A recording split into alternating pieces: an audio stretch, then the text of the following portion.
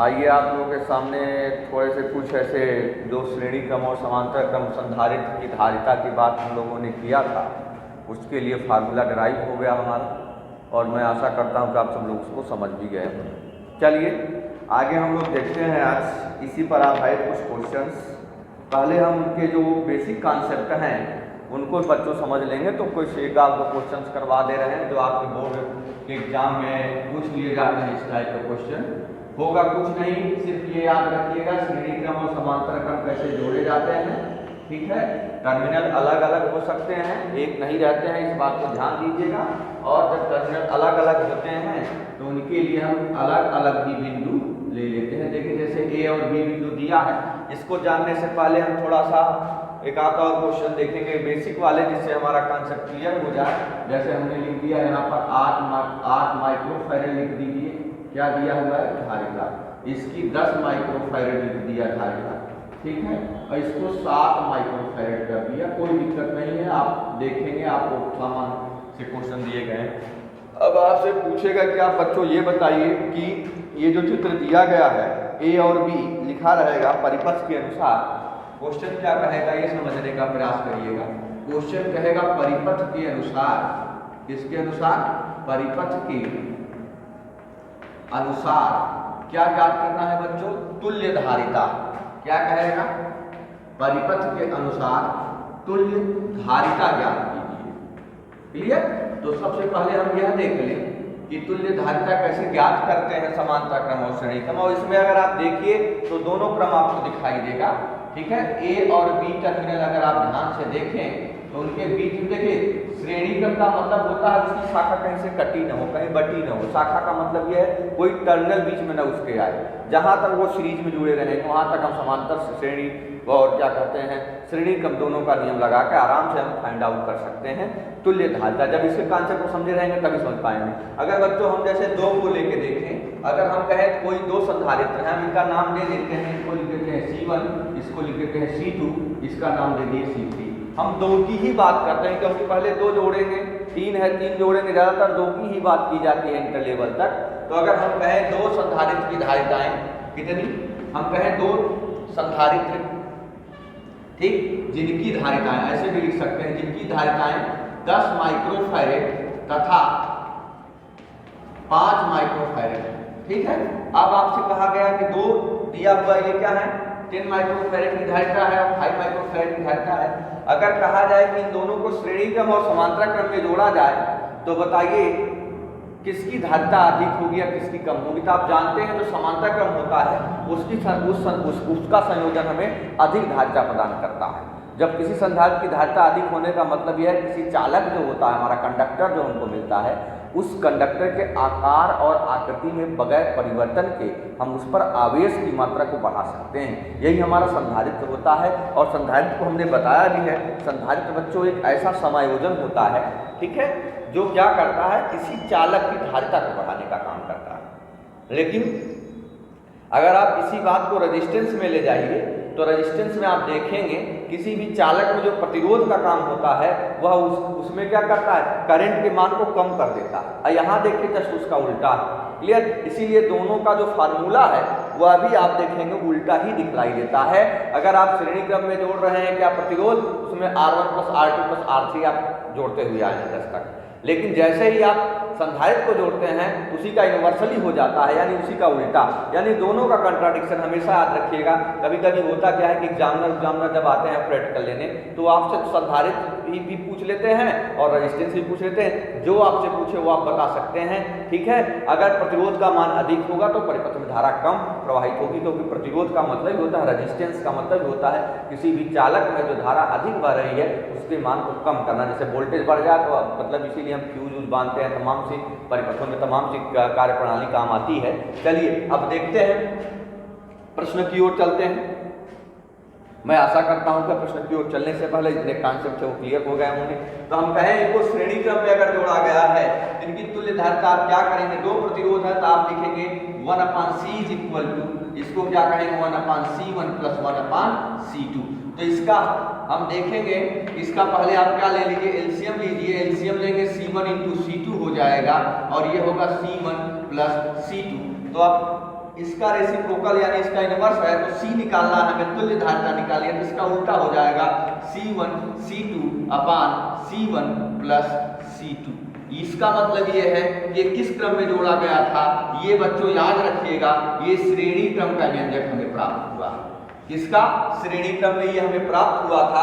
तो तुल्य धारिता निकालने के लिए C बराबर हम देख रहे हैं C1 इंटू C2, मतलब कहने का मतलब ये है इस सूत्र से अगर दो धारिताएं, दो संधारित्र ऐसे जोड़े गए हों श्रेणी क्रम में, तो अगर उनकी तुल्य धारिता पूछी जाए तो दोनों का आपस में गुणा करके नीचे जो दोनों को जोड़ के भाग कर दीजिए, आपको तुल्य धारिता मिल जाए। कभी कभी स्टेटमेंट में से लिख दिया जाता है, तब दिक्कत होती है, तो समझने का प्रयास करिएगा, बहुत आसानी से आप समझ जाएंगे, ज्यादा विशेष प्रॉब्लम नहीं होने वाली है।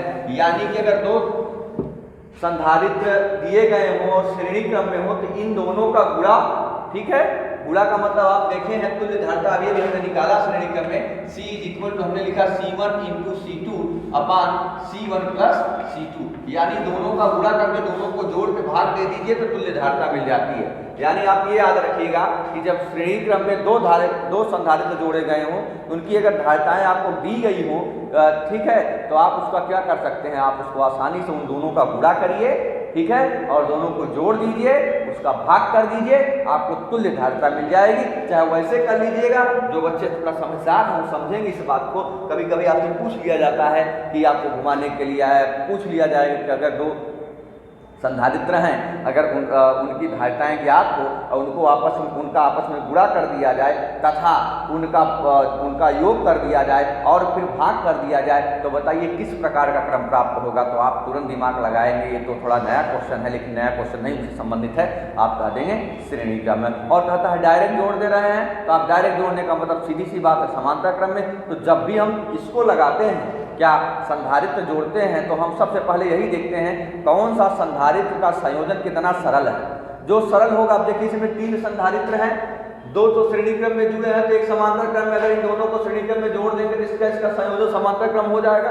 अब यहाँ 10 माइक्रोफैरेड हो, 20 माइक्रोफैरेड हो, 15 माइक्रोफैरेड हो, कोई भी क्वेश्चन लेके आप हल कर सकते हैं। तो हम पहले उस क्वेश्चन की ओर बढ़ते हैं जो पहला सा बेसिक का क्वेश्चन हमने लिया था। अगर 5 माइक्रोफैरेड तथा 10 माइक्रोफैरेड तो आपस में श्रेणी क्रम में जोड़ा गया हो, इसमें श्रेणी क्रम में, तो आप बताइए इनकी तुल्य धारिता क्या होगी। तो श्रेणी क्रम में जोड़ा गया होगा, तो C इक्वल टू आप लिखेंगे 5 गुणित 10 बटा 5 धन 10 इज इक्वल टू 10 बचे 50 होता है बच्चों। अब ये पिकोफैरेड है कि माइक्रोफैरेड, माइक्रोफैरेड है तो माइक्रो में लिखेंगे, पिको है तो पिको में लिखेंगे, ठीक है। तो माइक्रो दिया है तो आप लिख सकते हैं 50 माइक्रोफैरेड बटा ये क्या है 15 माइक्रोफैरेड। तो इसीलिए हम कहें ना, जब इसको निकालेंगे C इक्वल टू क्या मिलेगा बच्चों, 15 से भाग कर दीजिए, 15 तिया कितना होता है 45, 5 बचा, फिर 3 बार ही जाएगा, 15 तिया 45, फिर 5 बचेगा। अर्थात अगर देखें तुल्य धारिता कितनी मिल गई, 3.33 माइक्रोफैरेड की धारिता हमें प्राप्त हुई। बात समझ में आई कि नहीं? बेसिक कॉन्सेप्ट देखेंगे, निश्चित तरह आपके सामने जो है इसको भी आप निकाल लेंगे। ये तो हमने इसको क्या किया, श्रेणी क्रम में जोड़ा। अगर समांतर क्रम में इसी को जोड़े तो समांतर क्रम का सूत्र और आसान होता है, आप जानते हैं, इनका दोनों का योग ही क्या कहलाएगा, समांतर क्रम में जोड़े गए संधारित्र की तुल्य धारिता कहला जाएगी। अर्थात C इक्वल टू आप लिख सकते हैं C1 प्लस C2। तो C बराबर आप देखिए ये क्या दे देगा, ये देगा 5 और 10 बराबर कितना, तो C इक्वल टू कितना मिल गया बच्चों, 15 माइक्रोफैरेड। 15 माइक्रोफैरेड, तो 15 माइक्रोफैरेड है, तो आप देखिए धारिता यानी चार्ज आवेश, ये छोटा मात्रक है माइक्रोफैरेड, देखिए 15 माइक्रोफैरेड और आप इसके पहले देखें 3.3 माइक्रोफैरेड। तो इस तरीके से हम देख रहे थे श्रेणी क्रम में जो हमारा संधारित्र की धारिता आ रही है वह कम आ रही थी, लेकिन समांतर क्रम में जो संधारित्र की धारिता मिल रही थी वह अधिक मिल रही थी। कारण है उसका, समांतर क्रम में सीधे आप संधारित्रों को जोड़ देते हैं, लेकिन श्रेणी क्रम में जो होता है उसका स्टेटमेंट ही हमने बताया था कि श्रेणी क्रम क्रम में जोड़े गए समस्त संधारित्रों की जो धारिता होगी वह समस्त संधारित्रों को दी गई धारिताओं के योग के व्युत्क्रम के बराबर होती है, इसलिए आप उसका मान जो होता है कम होता है। आइए क्वेश्चन देखते हैं, यह क्वेश्चन क्या कह रहा है। बहुत आसान सा क्वेश्चन है। अब देखिए इसमें अगर आप देखिए ए और बी के बीच में देखिए कहीं टर्मिनल कटा नहीं है, कटा नहीं है तो सीधे श्रेणी क्रम में जुड़ा है। लेकिन जैसे ही आप यहाँ आते हैं यहाँ एक टर्मिनल लगा दिया गया है, अर्थात यहाँ से ये और ये क्या होंगे, समांतर क्रम में। तो पहले इन दोनों को श्रेणी क्रम में जोड़ लेते हैं। श्रेणी क्रम में जोड़ लेंगे तो बचा हुआ समांतर क्रम कहलाएगा। अर्थात हमें लिखना पड़ेगा टर्मिनल ए तथा बी या परिपथ ए तथा बी के मध्य, परिपथ ए तथा बी के मध्य, ठीक क्या है कि C1 और तथा C1 तथा C2 किस क्रम में जुड़े हैं, श्रेणी क्रम में जुड़े हैं। कौन से क्रम में जुड़े हैं बच्चों, श्रेणी क्रम में। अब इनको श्रेणी क्रम में जब हम जोड़ लेंगे तो इनकी जो तुल्य धारिता प्राप्त होगी उसको इसके समांतर क्रम में जोड़ देंगे। ये पूरे परिपथ की ए और बी के मध्य क्या मिल जाएगी, तुल्य धारिता मिल जाएगी। मैं आशा कर रहा हूं कि आपको कॉन्सेप्ट पूरा समझ में आ रहा होगा, कोई प्रॉब्लम नहीं हो सकती। लेकिन प्रॉब्लम तब होगी जब आप इस कॉन्सेप्ट को नहीं समझे रहेंगे। तो आइए देखते हैं। तो इस तरीके से अगर श्रेणी क्रम में जोड़े दोनों को तो ये क्या देगा, 1/c = आप डायरेक्ट भी कर देते हैं, कर सकते हैं जब दो संधारित हैं। अभी अभी बताया मैं, इनका गुणा करिए और दोनों को जोड़ दीजिए तो भी आप तुल्य धारिता c निकाल सकते हैं। c लिख दीजिए या c डैश लिख दीजिए, कोई दिक्कत नहीं। आप डैश कर देंगे तो इससे ये होगा जो तुल्य धारिता प्राप्त होगी उसको इसके साथ जब जोड़ेंगे उसको c डबल डैश कर दीजिएगा, बस वो तुल्य धारिता कहलाएगी। ये a और b में श्रेणी क्रम में जोड़े गए परिपथ की तुल्य धारिता है, इसको हमने c डैश लिख दिया। अब देखिए अब क्या करिए, 8 गुणित क्या कर दीजिए 10 प्लस 8 कर दीजिए और माइक्रोफैरेड में है तो माइक्रोफैरेड लिख दीजिए। देखिए आपका काम आसान है कि नहीं। अर्थ होना कितना होता है, 80 होता है और ये 10 8 कितना हो गया 18 माइक्रोफैरेड आया कि नहीं आया। क्या c डैश आप नहीं निकाल पाएंगे, निकाल लेंगे। 18 का भाग करिए, 18 3 54, 18 4 72, 18 5 90 ज्यादा हो गया, 4 बार जा रहा है, 8 बचा, फिर 80, फिर आप 18 4 72, फिर आप देखेंगे तो यानी 4.4 माइक्रोफैरेड आ गया कि नहीं आ गया।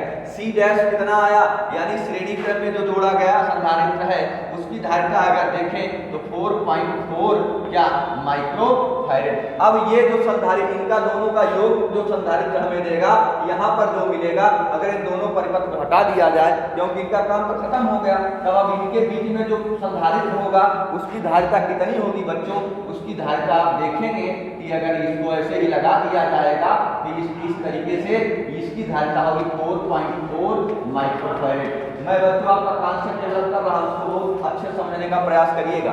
अब ये और ये किस क्रम में जोड़े गए हैं, देखिए दोनों अलग अलग है, श्रेणी नहीं है, समांतर क्रम है। तो समांतर क्रम में जब हम देखेंगे तो समांतर क्रम में तुल्य धारिता c डबल डैश लिख देंगे और c डैश प्लस c3 का मान ही क्या कहलाएगा, बोलिए बच्चों, यह कहलाएगा हमारा तुल्य धारिता a और b के मध्य में। हम जब ऐसे खंड खंड कर लेते हैं तभी ये समझ में आता है, अदरवाइज बड़ा कठिन हो जाता है। आप ये जानते रहिए कौन सा क्रम कब सेट कर रहे हैं, ये बहुत जरूरी है। तो c डबल डैश पूरे परिपथ की तुल्य धारिता है, तो c डैश का मान देखिए आपने निकाला 4.44 प्लस c3 का मान कितना है 7 माइक्रोफैरेड है कि नहीं। तो c double dash equal to अगर निकालेंगे 7 4 11 हो गया, 11.44 क्या बच्चों माइक्रोफैरेड। यह पूरे परिपथ की a और b के मध्य जो हमारी धारिता थी, उस संधारित्र की धारिता थी, उसका मान प्राप्त हुआ।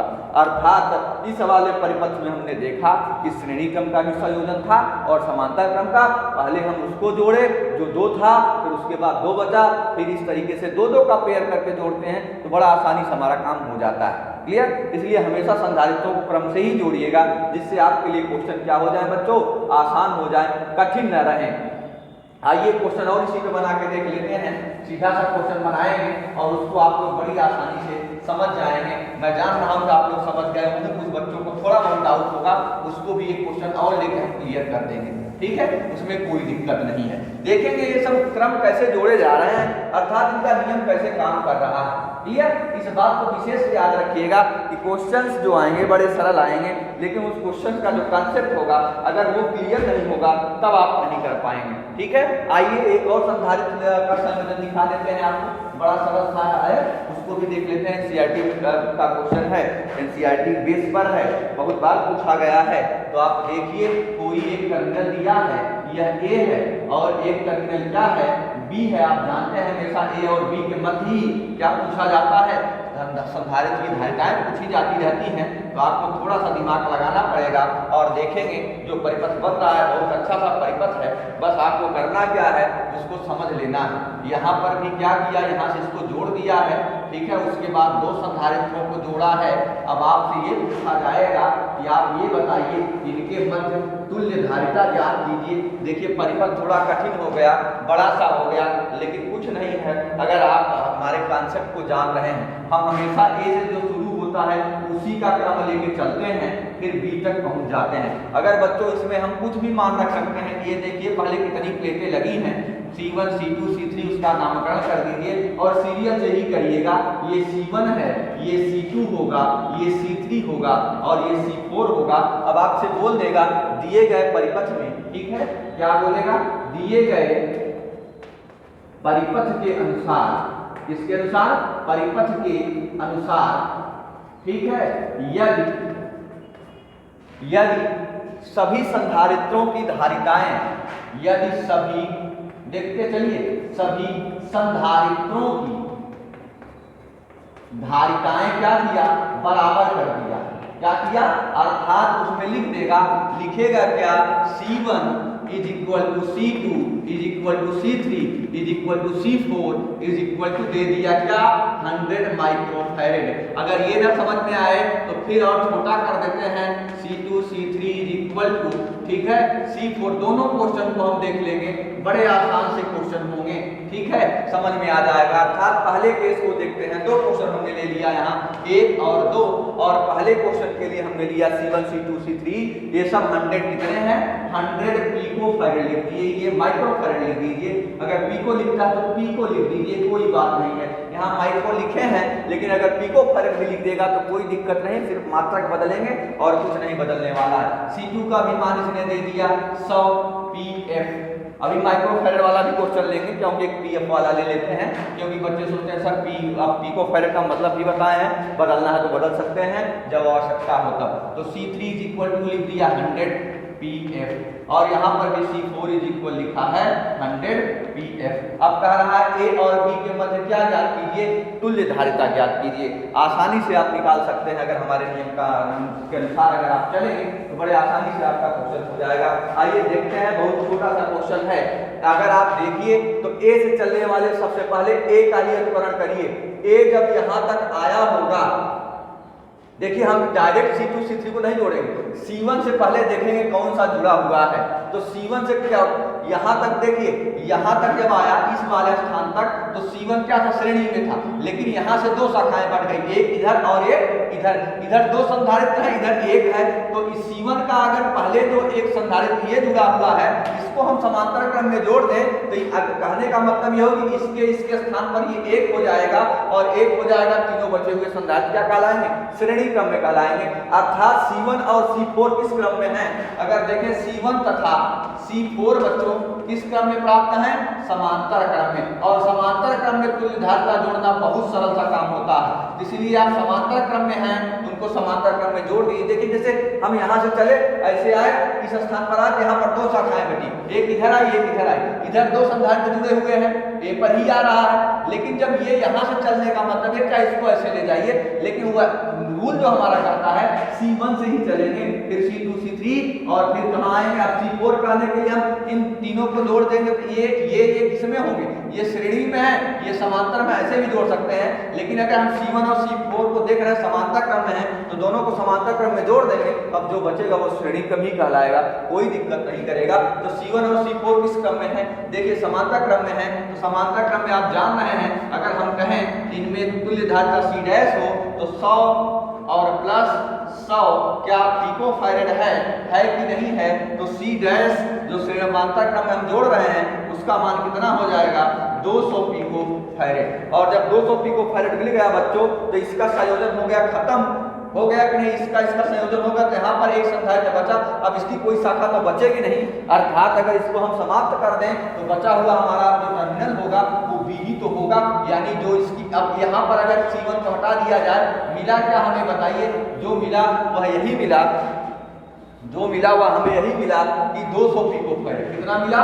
200 पिको फैरेड। ये सी गैस का मान है, बता दे रहे हैं, यानी और इसको जोड़ने के पश्चात अब आप देखिए ये 200 और ये 300 सब किसमें है, सब आप देख रहे हैं ये जो दिए हैं संधारित्र ये श्रेणी क्रम में है। अब कोई टर्मिनल बचा ही नहीं है जहां से इनका ब्रेक हो सके, तो आप लिख सकते हैं 1/C डबल डैश, इसका नाम C डबल डैश कर देंगे तो तुल्य धारिता मिल जाएगी इस परिपथ। थोड़ा क्वेश्चन अच्छा था, इसको ध्यान दीजिएगा, एनसीईआरटी क्वेश्चन में कई बार पूछा गया है। तो 1/C double dash is equal to क्या मिलेगा, 1/200।